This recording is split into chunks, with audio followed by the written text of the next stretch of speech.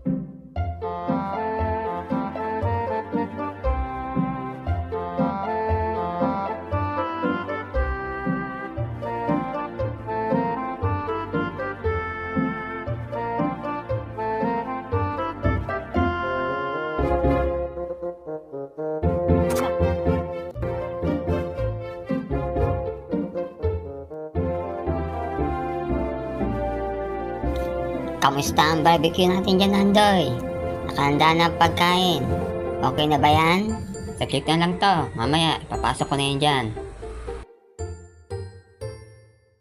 Sige, para makakain na tayo.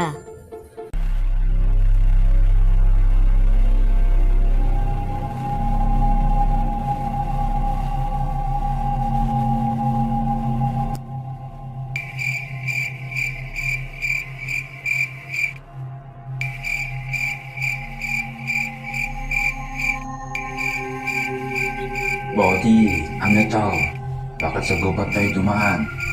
May binabala ko pa sa akin? Gagi, sapakin kita dyan eh. Ano ka lang sa akin, bakla? Ngayon nakita kasi ako mga grupo dito na nagkakamping dyan sa gubat. Huwag kitaan natin. Baka may mapala tayo doon.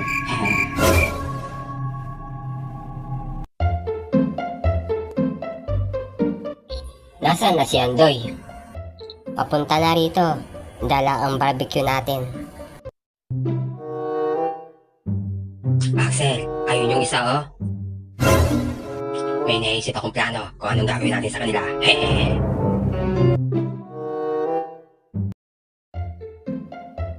Andoy, mukhang masarap ang pagkakaluto ng barbecue ah. Siyempre naman, special ang araw na to eh. Mabubusog ako nito.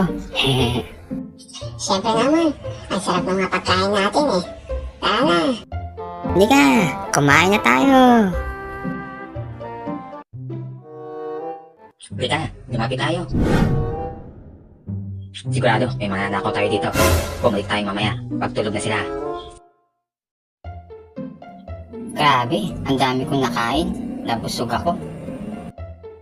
Paano naman Apollo? Lahat, nilantakan mo. Kala ko, hindi ka na mabubusog eh. Okay lang yan. Minsan lang tayo makakain ng ganito eh. Ako nga, inaantok na ako sa sobrang kabusugan. Kami nang bahala ni Wally dito. Magpahinga na kayong dalawa ni Andoy.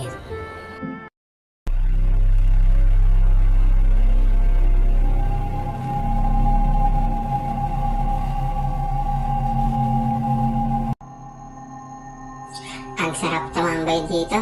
Presko. Sayang. Tulog na sila. Sandoy at Bunny Wise.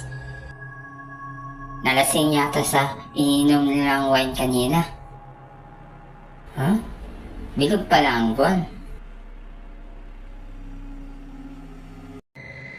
Ha? Wally, tignan mo. May babae. Anong ginagawa nyo dito sa 10 oras ng gabi? Nagka-camping kasi kami dito. Yung dalawang kasama namin, tulog na. Hindi nyo ba alam? Maraming kawatan dito. Mag-iingat kayo. Maraming magnanakaw dito. Huwag mo kaming alalahanin. Kaya namin yung sarili namin. Ikaw din, mag-iingat ka kapag uwi mo. Ang weird ng babae, Apollo. Gabi na. Anong ginagawa niya dito sa kubat? Hindi ko alam. Pero isa lang sasabi ko. Kung gising lang si Andoy, sigurado nalaglag ang mata nun pag nakita niya yung babae. Tupog na sigurado yung mga yon. Axel, tignan mo oh, may bebot. Body, may ibang tao pala dito. Itigil niyo na yung ginagawa niyo pag nanakaw. Bakit? Sino ka? Para utusan kami. Tumabi ka dyan. Baka ikaw papagdiskatahan namin. Umalis na kayo dito habang may oras pa. Baka magsisi kayo sa bandang huli. Patawa ka ba? Saan kami magsisisi? Sawa ka na ba sa buhay mo, ha? Papatulan ko na to Body. Matitigas lang din ang mga ulo niyo. Bahala na kayo sa mga buhay niyo.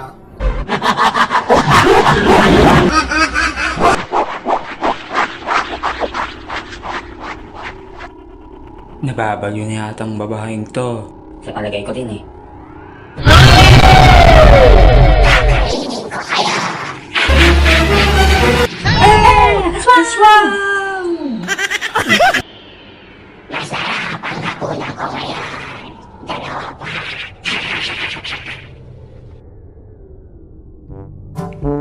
Body, kasalanan mo to.